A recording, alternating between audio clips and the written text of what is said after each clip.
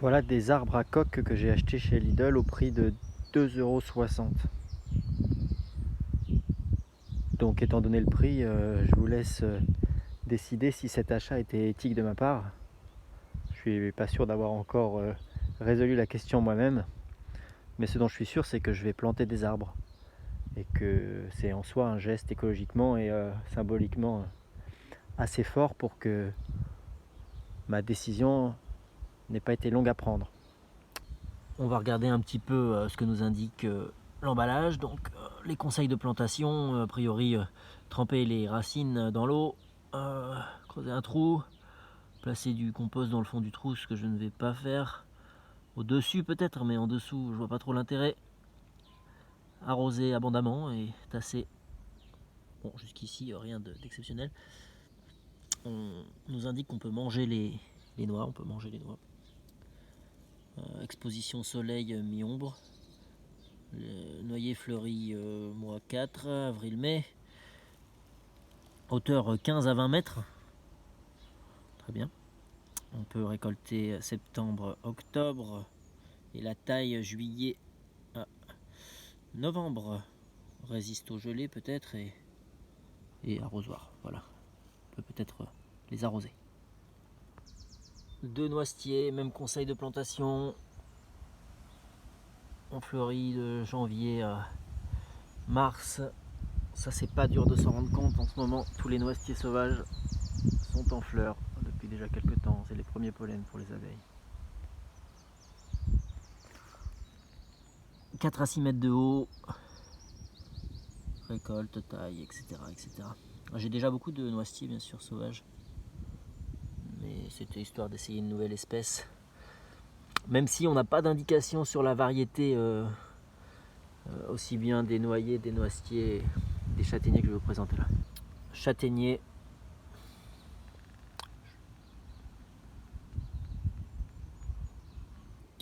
Bon, malgré prix, les racines ont été bien préservées du dessèchement avec ce film plastique. C'est pas trop la période pour planter des arbres, mais est-ce qu'il y a une période pour planter des arbres? Bon allez, on va faire ce qu'il nous demande, on va tremper les racines dans l'eau. Le plastique est enchevêtré dans les racines et j'avais beaucoup de mal à l'enlever sans les abîmer. Hurrah!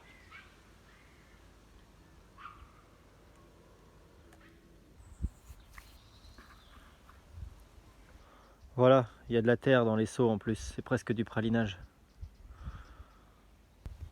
Voilà à quoi ça ressemble une haie bocagère en Normandie. Surtout quand elle a été un petit peu trop entretenue. Il y a des trous, mais je vais en profiter pour y placer mes arbres. Pour ceux que ça intéresse, je vous présente les variétés d'arbres présentes dans cette haie. Alors j'espère ne pas me tromper, c'est pas facile en cette saison hivernale. Sureau noir. Il est pas en retard. On reconnaît bien les feuilles composées du sureau noir. Qu'y a-t-il sous tout ce lierre? Aubépine probablement.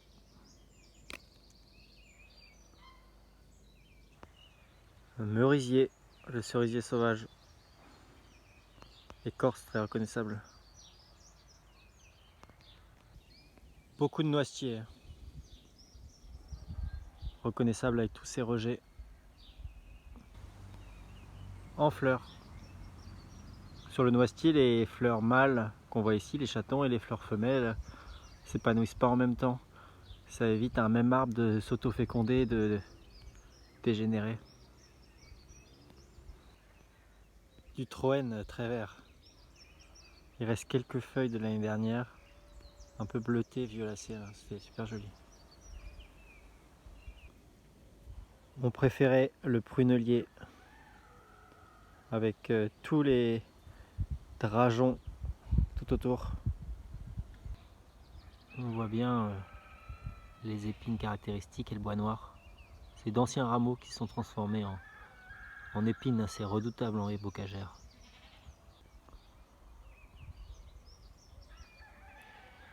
Le grand frêne tout tordu. En cette saison, on peut le reconnaître à ses grappes de samar, ses fruits, les graines du frêne qui restent tout l'hiver. Et enfin, l'érable champêtre. Oui, c'est pas des samars qu'il a, c'est des 10 samars ou 10 amarres, 10 hélicoptères. Il n'y en a plus dans l'arbre par contre. Pareil, pas de signe de bourgeonnement encore. Il y a vraiment beaucoup d'érables champêtres ici.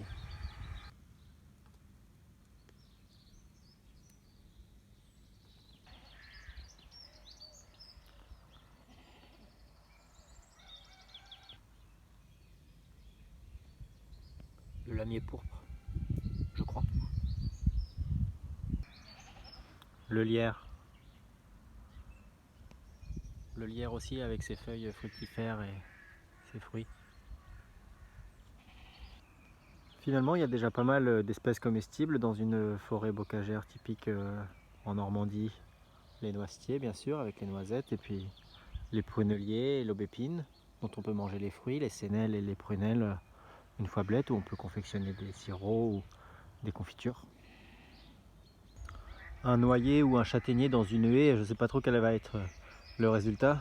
Je vais essayer d'accorder le plus grand emplacement au plus grand arbre, châtaignier pour commencer, et puis noyer ensuite. De toute façon, on a plusieurs années pour apprécier le résultat. Reste ma partie préférée, creuser les trous. Je vais essayer de ne pas les creuser trop près des pruneliers parce qu'avec les racines traçantes, ça risque d'être un enfer. Pour bien faire les choses, j'aurais pu à l'avance, mais bien à l'avance, pailler la zone, ça aurait préparé et ameubli la terre. Mais je paillerai par la suite. Alors je viens de me rendre compte d'un petit souci en étant sur le point de planter mon châtaignier. Ce qui m'a interpellé, c'est cette photo d'un marronnier.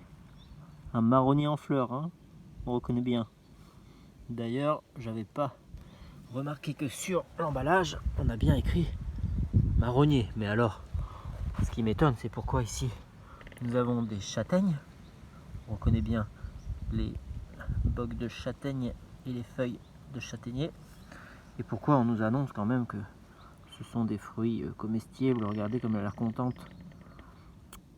Pour rappel, les marrons de marronnier d'Inde qu'on voit ici ne sont pas comestibles. Alors est-ce qu'on a un châtaignier ou un marronnier? L'avenir nous le dira. Voilà notre châtaignier slash marronnier d'Inde.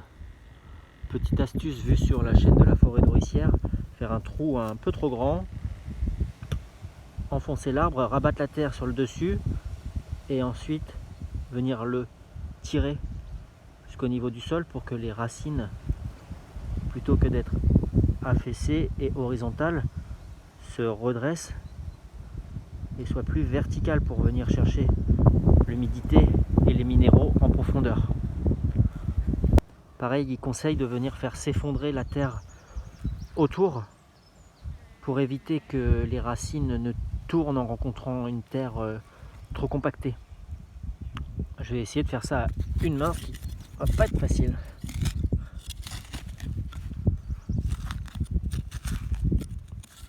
Bon, j'ai renoncé à l'idée de le faire en filmant. Voilà ce que j'ai fait s'effondrer la terre sur les côtés. Et maintenant, je vais venir reboucher le trou avec la terre.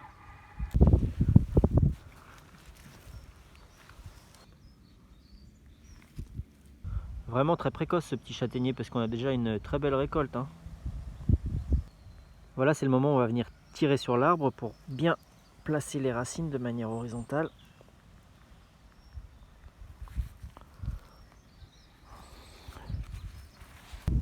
Et par horizontale, vous aurez bien sûr compris verticale.